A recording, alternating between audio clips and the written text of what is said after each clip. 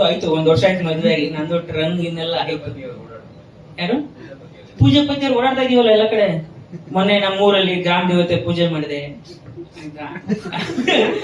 ಆಯ್ತಾ, ಅಲ್ಲಿ ಕರ್ಕೊಂಡು ಹೋಗಿದ್ದೆ. ಮೊನ್ನೆ ಸುತ್ತಮುಟ್ಟಕ್ಕೆ ಹೋಗಿದ್ದೆ. ಈ ತರ ನಮ್ದೊಂದು ಟೆಂಪಲ್ ರನ್ನು, ಅವರು ಸೆಪರೇಟ್, ಅವ್ರ ಟೆಂಪಲ್ ರನ್ನು ಅವ್ರು ಸೆಪರೇಟ್, ನಮ್ಮ ಮನೆಯವ್ರು ಸೆಪರೇಟ್, ಅವ್ರ ಮನೆಯವ್ರು ಸೆಪರೇಟ್ ಅಲ್ವಾ. ಏನಕ್ಕೆ ಏಪ್ರಿಲ್ 10 ಏನಕ್ಕೆ ಅಂತ ಹೇಗೆ ಚೂಸ್ ಮಾಡಿದ್ದು? ಓಕೆ, ಏಪ್ರಿಲ್ 10 ಬೇಸಿಕ್ಲಿ ಒಳ್ಳೆ ಡೇಟ್. ಏಪ್ರಿಲ್ 10 ಗುರುವಾರ ರಜೆ ಇದೆ ಆಯ್ತಾ. ಅದಾದ್ಮೇಲೆ ರಾಯರವಾರ, ಹೌದು, ಅವತ್ತು ರಜೆ ಇದೆ. ಅದಾದ್ಮೇಲೆ ಕಂಟಿನ್ಯೂಸ್ ರಜೆಗಳಿದಾವೆ. ಸೊ ಒಳ್ಳೆ ಡೇಟ್. ಮುಂಚೆ ಆಕ್ಚುಲಿ ಟಾಕ್ಸಿಕ್ ಸಿನಿಮಾದವರು ಈ ಡೇಟ್ ನ ಅನೌನ್ಸ್ ಮಾಡಿದ್ರು 1 ವರ್ಷ ಮುಂಚೆನೆ. ಸೊ ಅವ್ರು ಯಾವಾಗ ಬರಲ್ಲ ಅಂತ ಗೊತ್ತಾಯ್ತು. ಸೊ ನಾವು ಅಟ್ಲೀಸ್ಟ್ ಓಕೆ ನಮ್ ಸಿನಿಮಾ ಈ ಡೇಟ್ ಬರ್ಬೋದಲ್ಲ ಅಂತ ನಾವು, ಕಾರ್ತಿಕ್ ಅವರ ಡೇಟ್ ಹೇಳಿದ್ದು, ನಾವು KRG ಕಾರ್ತಿಕ್ ಅವರನ್ನೇ ಈ ಡೇಟ್ ಹೇಳಿದ್ದು. ಒಳ್ಳೆ ಡೇಟ್ ಇದೆ, ಬರೋಣ ಅಂತ. ಆಮೇಲೆ ನೀವು ಹೇಳಿದಂಗೆ ಬೇರೆ ಸಿನಿಮಾಗಳಿದಾವೆ, ಇಟ್ಸ್ ಓಕೆ. ಕನ್ನಡದ 2-3 ಸಿನಿಮಾಗಳು ಬಂದ್ರು ಅಷ್ಟು ಕರ್ನಾಟಕದಲ್ಲಿ ಬಿಸ್ನೆಸ್ ಮಾಡೋಷ್ಟು ಥಿಯೇಟರ್ಗಳಿದಾವೆ, ಅಷ್ಟು ಮಾಡ್ಬೋದು. ಮುಂಚೆ 200 ಪ್ಲಸ್ ಇತ್ತು ಅಮೌಂಟ್, ಈಗ 200 ಮಲ್ಟಿಪ್ಲೆಕ್ಸ್ ಅಲ್ಲಿ CM ಅವ್ರು ಮಾಡಿದ್ದು, CM ಸರ್ ಮಾಡಿದ್ದು, ಸಿದ್ದರಾಮಯ್ಯ ಸರ್. ಹೇಗ್ ನಡೆಯುತ್ತೆ ಸರ್ ಬಿಸ್ನೆಸ್ ಈಗ 200 ಆದ್ಮೇಲೆ? ಹೇಗ್ ನಡೀತಾ ಇದೆ ನಿಮ್ಗೆ? ಹೇಗ್ ನಡೀಬಹುದು ಬಿಸ್ನೆಸ್? ಗೊತ್ತಿಲ್ಲ, ಬಟ್ 200 ರೂಪಾಯಿ ಮಾಡೋದಂತೂ ಒಂದು ವೆಲ್ಕಮ್ ಡಿಸಿಷನ್ ಅಂತ ಹೇಳ್ತೀನಿ. ಒಂದೇನಾಗುತ್ತೆ, ತೀರಾ ಜಾಸ್ತಿ ಈಗ ನಾವುಗಳೇ ನಮ್ಮ ಮನೇಲೇನೆ ಯೋಚನೆ ಮಾಡ್ತಾರೆ ಅಲ್ವಾ. ಈಗ ಸುಮ್ನೆ ನಮ್ಮ ಮನೆಗಳೇ ಹೆಂಗಿದ್ದಾರೆ ಅಂತ ನಮ್ಗೂ, ನಾವು ನಮ್ಮ ಮನೇಲಿ ತರಕಾರಿ ಹೋದ್ರೆ ನಾವು ನಮ್ಮ ಅಮ್ಮಂದ್ರೆಲ್ಲ ಚೌಕಾಸಿ ಮಾಡಲ್ವಾ, 15 ರೂಪಾಯಿ 12 ರೂಪಾಯಿ ಕೊಡು, 12 ರೂಪಾಯಿ ಹತ್ರ.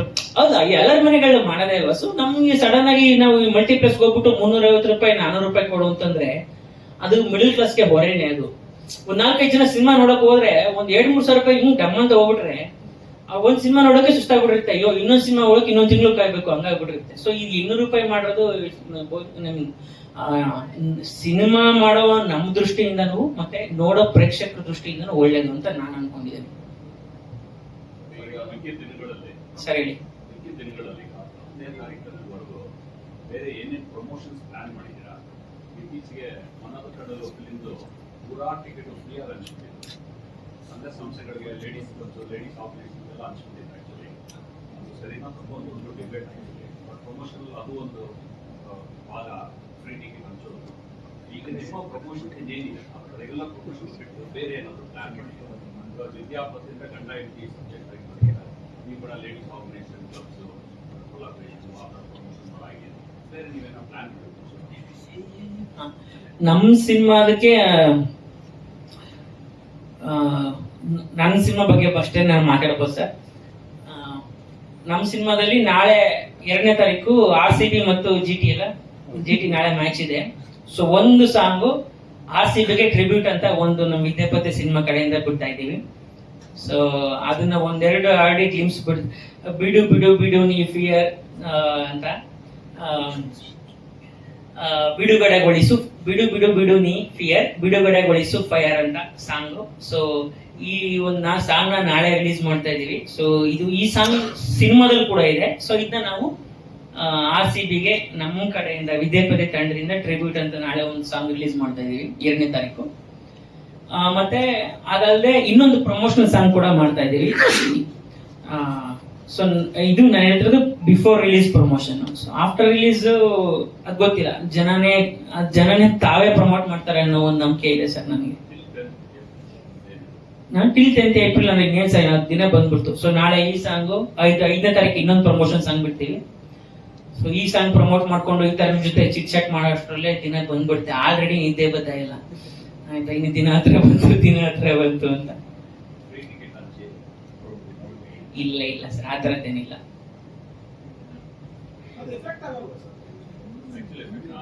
ಮೀಡಿಯಂ ಬಜೆಟ್ ಸಿನಿಮಾಗಳು ಗೆಲ್ಲೋದು ಬಹಳ ಮುಖ್ಯ ಇಂಡಸ್ಟ್ರಿಲಿ. ಸ್ಟಾರ್ ಸಿನಿಮಾ ಗೆದ್ದೇ ಸರ್, ಮಿನಿಮಮ್ ನೋಡೇ ನೋಡ್ತೀನಿ. ಯಾಕಂದ್ರೆ ನಾನೇ ಹೋಗಿ ನೋಡ್ತೀನಿ ಸ್ಟಾರ್ ಸಿನಿಮಾಗಳು ಅಂತಂದ್ರೆ, ನಾನೇ ಹೋಗಿ ನೋಡ್ತೀನಿ ಒಂದ್ಸತಿ. ಸೊ ಬಿಸ್ನೆಸ್ ಆಗುತ್ತೆ. ಸೊ ಒಂದು ಮೀಡಿಯಂ ಬಜೆಟ್ ಸಿನಿಮಾಗಳು, ಒಂದು ಲೋ ಬಜೆಟ್ ಸಿನಿಮಾಗಳು ಇಂಡಸ್ಟ್ರಿ ಎಷ್ಟು ಗೆಲ್ತಾವಲ್ಲ, ನಂಬರ್ ಆಫ್ ಮೂವೀಸ್ ಆ ತರದ್ ಎಷ್ಟು ಗೆಲ್ತಾವಲ್ಲ, ಸೊ ಅದು ಇಂಡಸ್ಟ್ರಿಯ ಡೆವಲಪ್ಮೆಂಟ್ಗೆ, ಅದು ಗ್ರೋತ್ಗೆ ಬಹಳ ಹೆಲ್ಪ್ ಆಗುತ್ತೆ. ಅದು ನೀವೇ ಯಾರು ಹೇಳ್ತಿದ್ರಿ ಮಲಯಾಳಂ ಸಿನಿಮಾಗಳು ಹಿಂಗಾಗ್ತಾ ಇದಾವೆ. ಆಮೇಲೆ ತುಂಬಾ ಕನ್ನಡ ಸಿನಿಮಾಗಳೇ ಓಡಲ್ಲ ಅಂದ್ರೆ ನಿಮ್ ಸಿನಿಮಾನು ಗೆಲ್ತು. ಟಗರು ಪಲ್ಯದಲ್ಲಿ ನಾನು ಯಾರು ಆಮೇಲೆ ಚಿಕ್ಕಣ್ಣ ಸರ್ 250 ಸಿನಿಮಾ ಪ್ಲಸ್ ಮಾಡಿದ್ರು ಕೂಡ ಹೀರೋ ಅನ್ನೋ ಕ್ವಶನ್ ಮಾರ್ಕ್ ಅವ್ರಿಗೂ ಇತ್ತು, ಅವ್ರಿಗೂ ಆ ಟೆನ್ಷನ್ ಇತ್ತು. ಬಟ್ ಅವ್ರು ಗೆದ್ದು ತೋರಿಸಿದ್ರು at the end of the day. ಇವಾಗ ಅವ್ರು 250 ಪ್ಲಸ್ ಎಲ್ಲ ಹೀರೋ ಜೊತೆ ಸಿನಿಮಾ ಮಾಡಿದ್ರು ಕೂಡ ಹೀರೋ ಆಗಿ ನಿಂತಾಗ ಅವ್ರಿಗೂ ಒಂದ್ ಭಯ ಇತ್ತು, ಇವ್ರಿಗೂ ಅದೇ ತರ ಭಯ ಇದೆ. ಸೊ ಅವರು ಗೆದ್ರು, ಇವರು ಗೆದ್ದರೆ ಅನ್ನೋ ಒಂದು ಕಾನ್ಫಿಡೆನ್ಸ್ ಇದೆ 100%. ಇವರು ಅಲ್ಲ ನಾವು ನಾವು ಅಂದ್ರೆ ಅವ್ರು ಹೇಳಿದ್ ನಿಜ. ಅಂದ್ರೆ ಟಗರು ಪಲ್ಯ ಬಂದಾಗ ನಾನ್ಯಾರು, ನಾನು ಎಲ್ಲಾ ಸಿನಿಮಾಗಳಲ್ಲೂ ಒಂದು ಪೋಷಕ ಪಾತ್ರ ತರ ಮಾಡ್ಕೊಂಡು ಹೋಗಿದ್ದು ಅಷ್ಟೇ ನಾನು. ಸೊ ಆ ಸಿನಿಮಾದಲ್ಲಿ ಯಾಕೆ ಬಂದ್ರು ಹಂಗಾದ್ರೆ? ಸೊ ಯಾಕಂದ್ರೆ ಸಿನಿಮಾ ಚೆನ್ನಾಗಿತ್ತು ಬಂದ್ರು. ಸೊ ಅದೇ ಒಂದು ನಿದರ್ಶನ. ಆಮೇಲೆ ನಾವೊಂದನ್ನ ಅದೊಂದು ಧೈರ್ಯ ತಗೊಂಡೆ ನಾವು ಈ ಸಿನಿಮಾ ಮಾಡಿದ್ದು, ಸ್ವಲ್ಪ ಜಾಸ್ತಿ ಬಜೆಟ್ ಹಾಕಿ ಈ ಸಿನಿಮಾ ಮಾಡಿದ್ದು. ಸೊ ಡೆಫಿನೆಟ್ಲಿ ಅದು ಜನ ಡೆಫಿನೆಟ್ ಆಗಿ ಬಂದು ನೋಡ್ತಾರೆ ಅನ್ನೋ ನಂಬಿಕೆ ಇದೆ ಸರ್. ಒಂದು ಅಂದ್ರೆ ಫ್ಯಾಮಿಲಿ ಆಡಿಯನ್ಸ್ ಬಹಳ ಮುಖ್ಯ. ಅಂದ್ರೆ ನಾವು ಫ್ಯಾಮಿಲಿ ಆಡಿಯನ್ಸ್ಗೆ ಯಾವತ್ತೂ ಕೇಟರ್ ಮಾಡ್ಬೇಕು ಸಿನಿಮಾನ. ಆವಾಗಲೇ ಫ್ಯಾಮಿಲಿ ಅಂದ್ರೆ ನಾನು ಯಾವಾಗ ಹೇಳ್ತಾ ಇದೀನಿ, ಮಕ್ಕಳನ್ನ ನಾವು ಫ್ಯಾಮಿಲಿ ಅಂದ್ರೆ ಒಂದು ಫ್ಯಾಮಿಲಿ ಮಕ್ಕಳಿದ್ದಾರೆ ಅಂತ ಮಾಡ್ಕೊಡ್ತೀವಿ. ಯಾಕಂದ್ರೆ ಮಕ್ಕಳಿಗೂ ಕೂಡ ಸಿನಿಮಾ ಮಾಡ್ಬೇಕಲ್ಲ, ಅದು ಬಹಳ ಮುಖ್ಯ ಅಲ್ಲ. ಮಕ್ಕಳನ್ನು ಬಂದು ಈಗ ರಜೆ ಇದೆ, ಬೇಸಿಗೆ ರಜೆ ಇದೆ. ಈ ಬೇಸಿಗೆ ರಜೆಯಲ್ಲಿ ಎಲ್ಲಾ ತಂದೆ ತಾಯಂದ್ರಿಗೂ ಒಂದಿರ್ತದೆ, ಅಯ್ಯೋ ಮನೇಲಿ ಕೂತ್ಕೊಂಡು ಇವ್ರು ಕೂತಿರ್ತಾರೆ ಹಂಗೆ ಹಿಂಗೆ ಅಂತ. ಸೊ ಅವ್ರ ಮಕ್ಕಳುಗಳು ಕೂಡ ಕೇಳ್ಬೇಕು, ಅಯ್ಯೋ ನಮ್ಮ ಸಿನಿಮಾ ಚೆನ್ನಾಗಿದೆ ಅಂತ. ಮೊನ್ನೆ ರಾಹುಲ್ ಹೋಗಿದ್ ಬಂದಿದ್ದ, ರಾಹುಲ್ ಅವ್ರ ಅಪ್ಪ ಅಮ್ಮ ಹೋಗಿದ್ ಬಂದಿದ್ದೆ ಅಂತ, ಈಗ ನಮ್ಮನ್ನು ಕರ್ಕೊಂಡು ಹೋಗು ಅಂತ ಮಕ್ಕಳುಗಳು ಕೇಳ್ಬೇಕಲ್ವಾ.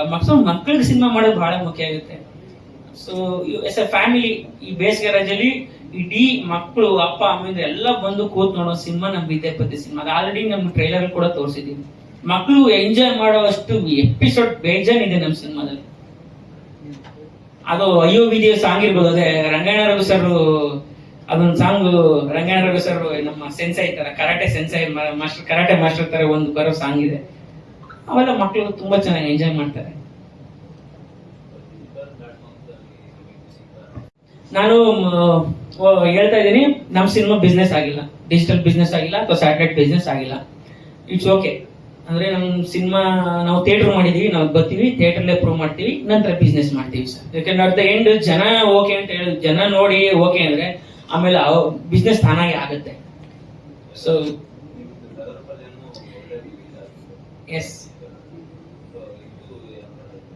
ಇಲ್ಲ ನಾನು ಅದೇ ಹೇಳ್ತಾ ಇರೋದು, ಎಂತ ದೌರ್ಭಾಗ್ಯ ಅಥವಾ ಎಂತ ದುರಂತ ಸ್ಥಿತಿ ಇತ್ತಂದ್ರೆ, ಇನ್ಸ್ಪೈಟ್ ಆಫ್ ಟಗರು ಪಲ್ಯ ಒಳ್ಳೆ ರೇಟಿಂಗ್ ಬಂದಿದ್ದು ಇರ್ಬೋದು, ಆದ್ರೂ ಬಿಸ್ನೆಸ್ ಆಗಿಲ್ಲ ಅಂತಂದ್ರೆ, ಸೊ ನಿಮ್ಗಳ ಜವಾಬ್ದಾರಿ ಎಷ್ಟಿದೆ? ಸಿನಿಮಾ ಚೆನ್ನಾಗಿದೆ ಅಂತ ಅಂದಾಗ ಹೋಗಿ ಥಿಯೇಟರ್ಗೆ ಹೋಗಿ ನೋಡಿ ಅಂತ ಹೇಳುವಾಗ ನಿಮ್ಗಳ ಜವಾಬ್ದಾರಿ ಎಷ್ಟಿದೆ ಅಂತ.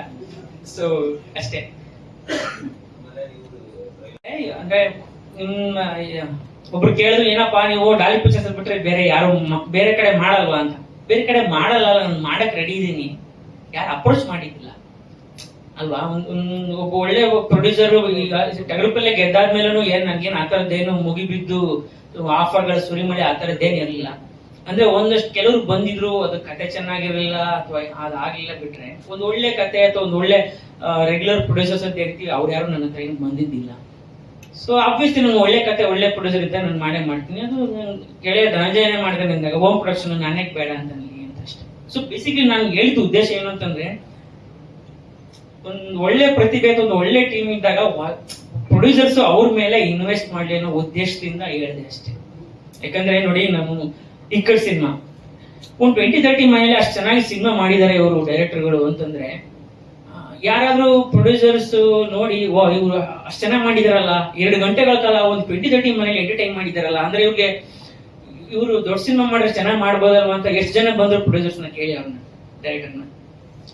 ಐ ಮೀನ್ ಅಂದ್ರೆ ಗೊತ್ತಾಯ್ತಲ್ವ ಯಾಕೆ ಹೇಳ್ತಾ ಇದೀನಿ ಅಂತ. ಸೊ ಅಂದ್ರೆ ಒಂದೆಲ್ಲೋ ಪ್ರತಿಭೆ ಇದೆ ಅಂತ ಅಂದಾಗ ದಯವಿಟ್ಟು ನಿರ್ಮಾಪಕರು ಅವ್ರನ್ನ ಗುರುತಿಸಿ ಅದನ್ನ ಆಫರ್ ಕೊಡ್ಲಿ ಅನ್ನೋ ಉದ್ದೇಶದಿಂದ ಹೇಳಿದೆ ಅಷ್ಟೇ. ಅಂದ್ರೆ ಅವರು ನಂಗೆ ಇನ್ನೂ ನೆನಪಿದೆ, ಇಕ್ಕಟ್ ಸಿನಿಮಾ ಆಗಲಿ ಅಥವಾ ಒಂದು ಹನಿಮೂನ್ ಅಂತ ಒಂದು ವೆಬ್ ಸೀರೀಸ್ ಇದೆ, ಜಿಯೋ ಹಾಟ್ಸ್ಟಾರ್ ಅಲ್ಲಿ ಇದೆ ನೋಡಿ, ಅದು ನಾನೇ ಬರೆದಿದ್ದು, ಹನಿಮೂನ್ ಅಂತ ಸೀರೀಸ್. ಅದನ್ನ ನೋಡಿ ನನಗೆ ಫೋನ್ ಮಾಡಿದ್ರು ಧ್ರುವ ಸರ್, ನೋಡ್ದೆ ಮಜವಾಗಿತ್ತು, ಏನ್ ಚೆನ್ನಾಗಿ ಮಾಡಿದ್ರ, ನಾವು ನಮ್ಮ ವೈಫ್ ಇಬ್ರು ಕೂತ್ ನೋಡಿ ಎಂಜಾಯ್ ಮಾಡಿದ್ವಿ ಸಿನಿಮಾನ ಅಂತ. ಅದಾದ್ರೆ ಸಿಕ್ದಾಗ ನಾನು ಕೇಳ್ತಾ ಇರ್ತಾರೆ, ಬ್ರೋ ಪಾರ್ಟ್ ಮಾಡಿ ಇದು ಸೀಸನ್ 2 ಮಾಡಿ ಅಂತ. ಆಮೇಲೆ ಮದುವೆ ಆದ್ಮೇಲೆ ಅದನ್ನ ರೇಗಿಸ್ತಾ ಇರ್ತಾರೆ, ಬಿಡಿ ಇನ್ಯಾಕ್ ಮಾಡ್ತೀರಾ, ರಿಯಲ್ ಆಗಿ ಅನಿಮಲ್ ಮಾಡ್ತಿರಲ್ಲ, ಇನ್ ಸೀಸನ್ 2 ಮಾಡಲ್ಲ ಬಿಡಿ ನೀವು ಅಂತ. ಒಂದು ಅಂದ್ರೆ ನಾನು ಆ ವಿಚಾರದಲ್ಲಿ ನಾನು ಗ್ರೇಟ್ಫುಲ್ ಇದ್ದೀನಿ ಧ್ರುವ ಸರ್ಗೆ. ಯಾಕಂತಂದ್ರೆ ಅದನ್ನ ನೋಡಿ ಮುಕ್ತವಾಗಿ ಅಂದ್ರೆ ಒಂದು ಟೈಮ್ ಆಗ್ತದೆ ಮುಗಿಸ್ಬಿಡೋಣ ಅಂತಂದಾಗ ಇಲ್ಲ ನಾನ್ ನೋಡ್ಬೇಕು ಅಂತ ಒಂದು ಟೀಸರ್ ಹಾಕಿಸ್ಕೊಂಡು ಎಲ್ಲ ನೋಡಿ ಇಷ್ಟಪಟ್ಟು ಆಮೇಲೆ ನಾನು ನೋಡ್ತೀನಿ ಪ್ರೇರಣಾಪತಿಯಾಗಿ ಈ ಸಿನಿಮಾನ ಮತ್ತೆ ಪುನಃ ನೋಡ್ತೀನಿ ಅಂತ ಹೇಳಿದ್ರು ಸರ್. ಸೊ ನಾನು ಧ್ರುವ ಸರ್ಗೆ ಗ್ರೇಟ್ಫುಲ್.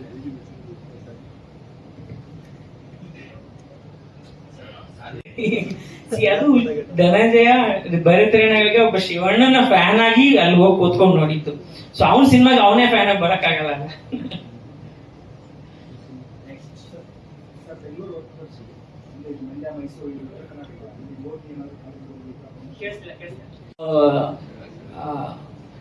ಎರಡು ಮೂರು ಒಳ್ಳೆ ಸಿನಿಮಾಗಳು ಓಡುವಷ್ಟು ಆ ಕೆಪಾಸಿಟಿ ನಮ್ಮ ಅದಿದೆ.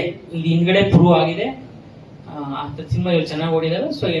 ಸೊ ಎಲ್ಲರೂ ಬರ್ತಾ ಇದೀವಿ. ಒಳ್ಳೆ ದಿನ ಇದ್ದಾಗ ನಾವು ಕನ್ನಡ ಸಿನಿಮಾಗಳೇ ಓಡ್ಲಿ ಅಲ್ವಾ ಅಷ್ಟೇ. ಎಲ್ಲ ಫೀಮೇಲ್ ಓರಿಯೆಂಟೆಡ್ ಇದು ಒಂಥರ ಡ್ರೀಮ್ ರೋಲ್ ಯಾವ್ದೇ ಹೀರೋಯಿನ್ಗೂ. ಸಿನಿಮಾದಲ್ಲೂ ಈ ಸೂಪರ್ ಸ್ಟಾರ್ ಆಗೋದು ತುಂಬಾ. ನಿಮ್ದು ಡ್ರೀಮ್ ರೋಲ್ ಏನು ಮಲೈಕ? ಅಂದ್ರೆ ನಾನು ಈ ತರ ಪಾತ್ರ ಮಾಡ್ಬೇಕು ಅಂತ. ನಾನು ನಿಜವಾಗ್ಲೂ ಡ್ರೀಮ್ ರೋಲ್ ಏನಂದ್ರೆ ಮೊಗ್ಗಿನ ಮನಸ್ಸು ಅಂತಲ್ಲ, ಮೊಗ್ಗಿನ ಮನಸ್ಸು ತರ ಒಂದ್ ಕತೆ ಮಾಡ್ಬೇಕಂತ ತುಂಬಾ ಆಸೆ. ಅದೊಂಥರ ನನಗೂ ಒಬ್ಬ ಗೆಳೆಯ ಬೇಕು. ಬರೀ ಅದನ್ನೇ ಏನಕ್ಕೆ ಫೋಕಸ್ ಮಾಡ್ತೀರಾ? ಕಾಲೇಜ್ ಲೈಫ್ ಆ ತರ ಒಂದ್ ಕತೆ. ಸೊ ಬೇಸಿಕಲಿ ಒಂದು ಕಾಲೇಜ್ ಲವ್ ಸ್ಟೋರಿ ಮಾಡೋದು ನಿಮ್ದೊಂದು ಸದ್ಯದ ಡ್ರೀಮ್. ಸರ್ ನಿಮ್ದು ಯಾವ್ದು ಸರ್ ಡ್ರೀಮ್? ನಿಮ್ ಡ್ರೀಮ್ ಸದ್ಯಕ್ಕೆ ನಂಗೆ ಸಿನಿಮಾ ಗೆಲ್ಬೇಕು ಸರ್ ಹೇಳಿ, ಪರವಾಗಿಲ್ಲ. ಅವ್ರನ್ನ ಕೇಳಿದ್ರಿ ಸರ್, ನೀವು ಹೇಳ್ಬಿಡಿ. ನಂಗೆ ಡ್ರೀಮ್ ರೋಲ್ ಅಂತಿಲ್ಲ. ಒಂದಿಷ್ಟು ನಾನು ಈ ಗೌರಿ ಗಣೇಶ ಸುಬ್ರಹ್ಮಣ್ಯ, ಯಾರಿಗೂ ಹೇಳ್ಬೇಡಿ, ಈ ತರ ಸಿನಿಮಾಗಳಿದಾವಲ್ಲ, ಈಗ ರಾಮಶ್ಯಾಮಲಮ್ಮ, ಈ ಸಿನಿಮಾಗಳು ನಂಗೆ ಬಹಳ ಇಷ್ಟ. ಅಂದ್ರೆ ನಂಗೆ ಇವತ್ತಿಗೂ ನಾವು ಕೂತ್ಕೊಂಡು ಇನ್ನೇನೋ ತಿಂತ ಅಲ್ವಾ ಟೀ ಕುಡಿತಾ ಅದನ್ನೆಲ್ಲ ಯಾವ್ದೋ ಯೂಟ್ಯೂಬ್ ಸ್ಕ್ರೀನ್ ಹಾಕೊಂಡು ನೋಡ್ತಾ ಇರ್ತೀವಲ್ಲ. ಸೊ ಈ ಸಿನಿಮಾಗೆ ಎಕ್ಸ್ಪೈರ್ ಡೇಟ್ ಅನ್ನೋದೇ ಇಲ್ಲ. ಸೊ ನನ್ಗೆ ಈ ತರ ಸಿನಿಮಾಗಳು ಮಾಡ್ಬೇಕು ಅನ್ನೋದು ಆಸೆ. ನನ್ಗೆ ಆ ತರದ್ದು ಸ್ಕ್ರಿಪ್ಟ್ ಗಳು ಸಿಕ್ಕಿದ್ರೆ ನಾನು ಆಲ್ವೇಸ್ ಓಪನ್. ನನ್ಗೆ ಹೀರೋಯಿಸಮ್ ಅಂತ ಏನಿಲ್ಲ. ಆಮೇಲೆ ಈ ತರ ಜನರನ್ನ ನಗಿಸ್ಬೇಕು ಆದಷ್ಟು. ಈ ತರ ಸಿನಿಮಾಗಳು ಇಷ್ಟ. ಸೊ ನಾನು ಆ ತರ ಸಿನಿಮಾಗಳನ್ನ ಎದುರು ನೋಡ್ತಾ ಇದ್ದೀನಿ. ಸರ್, ರಿಯಲ್ ವಿದ್ಯಾಪತಿ ಶ್ರೀ ಮುರಳಿ ಅವ್ರನ್ನ ಇನ್ವೈಟ್ ಮಾಡ್ತಾ ಇದ್ದೀರಾ? ಶ್ರೀ ಮುರಳಿ ಅವ್ರನ್ನ, ಅವರು ರಿಯಲ್ ಲೈಫ್ ವಿದ್ಯಾಪತಿ ಅವರು. ಅದಕ್ಕೆ ಇನ್ವೈಟ್ ಮಾಡ್ತಾ ಡೆಫಿನೆಟ್ ಆಗಿ ಅವ್ರನ್ನ ನಾನು ಸಿನಿಮಾ ನೋಡಿ ಅಂತ ನಾನು ಕೇಳ್ಕೊಳ್ತೀನಿ. ಸೊ ಅವರು ಪತ್ನಿ ಸಮೇತ ವಿದ್ಯಾಪತಿ ಆಗಿ ಬಂದು ನಮ್ಮ ಸಿನಿಮಾ ನೋಡ್ತಾರೆ ಅಂತ ಅನ್ಕೊಂಡಿದ್ದೀನಿ. ತುಂಬಾ ಖುಷಿ ಪಟ್ಟಿದ್ರು. ಮತ್ತೆ ಈಗ ಅದೇ ಕಾಂಬಿನೇಷನ್ ಅಲ್ಲಿ ಬರ್ತಾ ಇದೆ. ಮತ್ತೆ ಇನ್ವೈಟ್ ಮಾಡೋ ಏನಾದ್ರು ಪ್ಲಾನ್ ಏನಾದ್ರು? ನಾನು ಈ ಕಡೆ ಸಿನಿಮಾ ಮಾಡಿದಾಗಲೂ ಅವ್ರು ನೋಡಿದಾರೆ ಅಂತ ನಂಗೆ ಗೊತ್ತಾಗಿದ್ದೆ ಅವ್ರು ನೆಕ್ಸ್ಟ್ ಮೀಟ್ ಆದಾಗ. ಸೊ ಈ ಸಿನಿಮಾನು ಅವ್ರು ಡೆಫಿನೆಟ್ ಆಗಿ ಅವ್ರಿಗೆ 4 ಜನ ಚೆನ್ನಾಗಿದೆ ಅಂತ ಹೇಳಿದಾಗ ಸರ್ ಕೂಡ ನೋಡ್ತಾರೆ. ನೀವೇನಾದ್ರು ಇನ್ವೈಟ್ ಡೆಫಿನೆಟ್ ಆಗಿ ಕೇಳ್ತೀನಿ ನೋಡಿ ಸರ್ ಅಂತ. ಬಟ್ ಈ ಸಿನಿಮಾದಲ್ಲಿ ನಿನಗ್ ಮಾತ್ರ ವಿಜಲ್ ಚಪ್ಪಾಳೆ ನಿನ್ ಸಿನಿಮಾಗಿಂತ ಸಖತ್ತಾಗಿ ಬರುತ್ತೆ ಅಂತ ನಾನು ಹೇಳಿದ್ದೆ. ಈ ಸಿನಿಮಾದಲ್ಲಿ ಆ ಪಾತ್ರ ಅವ್ರು ಸಖತ್ ಅಷ್ಟು ಚೆನ್ನಾಗಿದೆ.